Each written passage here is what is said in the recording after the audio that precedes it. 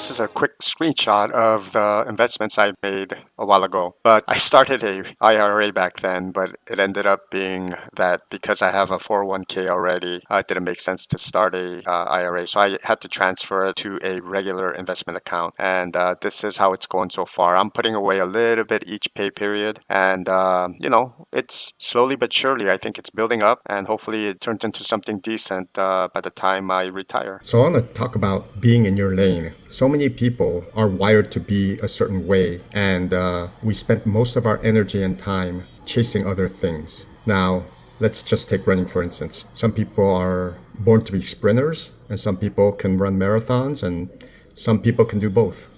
It's like a sprinter constantly chasing to win a marathon when he could easily win the sprint. So a lot of times human beings get jealous of those other people that can do it better than them. And a lot of times we chase things and have interest in things that maybe we're not meant to be great at. And I'm not saying there's anything wrong with that. Enjoying things doesn't have to be something you're great at. It's more about knowing what you are great at and knowing what is more difficult and being comfortable in your skin, no matter what you're choosing. So there are times when you feel completely stretched to do the bare minimums or to do, a half a decent job. And then there are times when you barely put in an effort and you excel. So like even when I make these videos, some of the things that I might be strong at, you can't compare apples to oranges. You may be an apple, I may be an orange, and you just hear other people's stories and you use it kind of like a guideline or a template to see where you fit. But this process helps you to compare, contrast, and help you grow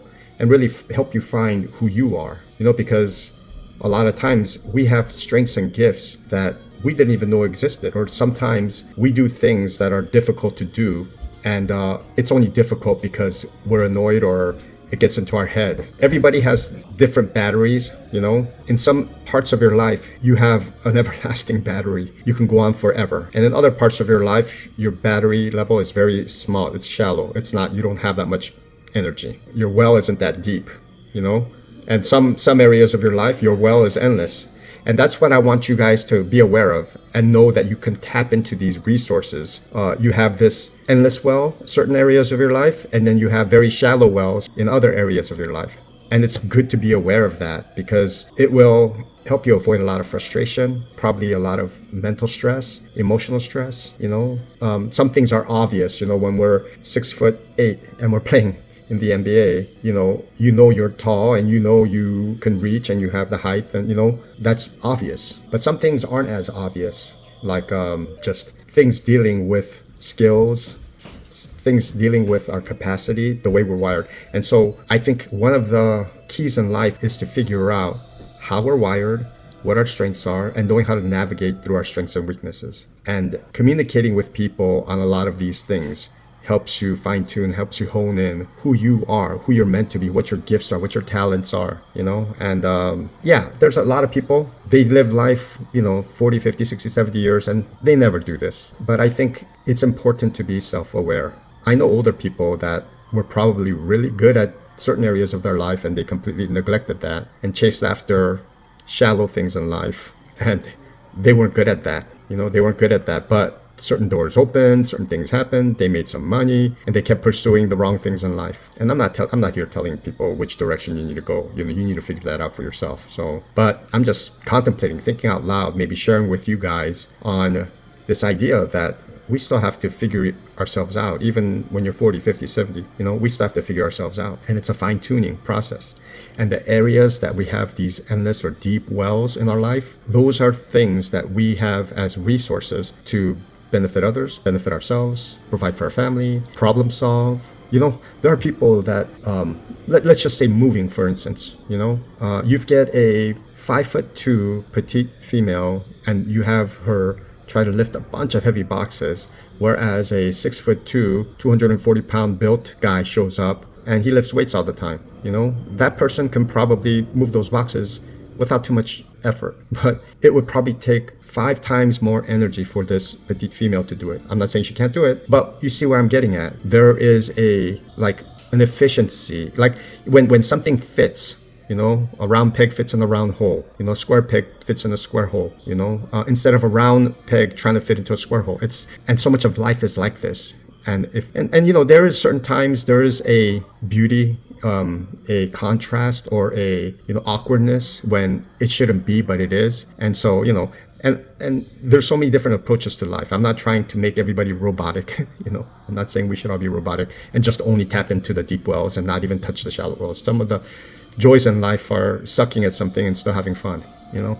So anyway, figure out, I think we should do our best to figure out what we're good at and what we're not, and approach life accordingly, being aware, you know, and trying different things to know, to see if we're going to be good at it or not. What's going on, my people? So this week was actually a very good week. I got 2,390 miles or so, and finished the week on a Sunday afternoon. And it was a little bumpy, had a little drama. I had to change my schedule around a little bit, my assignments around, but it all ended up working out. I had a trip to Phoenix and back, and then 2 trips to Northern California and back. And all in all, it was a good, healthy week. Good driving, lots of driving, some waiting, but you know, can't complain. It comes with the territory. The weather wasn't too bad because I wasn't stuck going back and forth to Phoenix. I just had 1 round trip to Phoenix, which was hot. But Northern Cal wasn't as bad, especially at nighttime when you shut down. It was actually halfway decent. So you know, I could actually turn off the air conditioning at night, then go to sleep without having too many problems. And then you wake up kind of hot in the morning, but you're not burning through that fuel, keeping that AC on. So anyway, I think they're starting me off this coming week with a trip to Salt Lake City, Utah. So, which will be nice because it'll be a long, you know, 650 mile there and 650 mile back. So, and then I should be back hopefully on a Friday. And then I'm hoping they give me another long distance trip and back. So another 2 legs of 1 long round trip. So yeah, warm summer, hot summer, hazy sunshine sometimes in that heat, and so the views sometimes aren't as great. It's just kind of seems like dusty wind and heat. So anyway, it's been a good week. I can't complain. So I'm hoping that this coming week continues like that. And yeah, thank you for following me on this journey. This is probably a shorter video than normal, but you know, I was just a little bit tired and a little bit busy this week. So hopefully next week I'll catch up with some more content in my next video. If you're a driver, stay safe out there. I hope more than anything these videos help you to think, and just as you reflect, that you can improve your quality of life. And yeah, peace. God bless all of you. And until next time, cheers.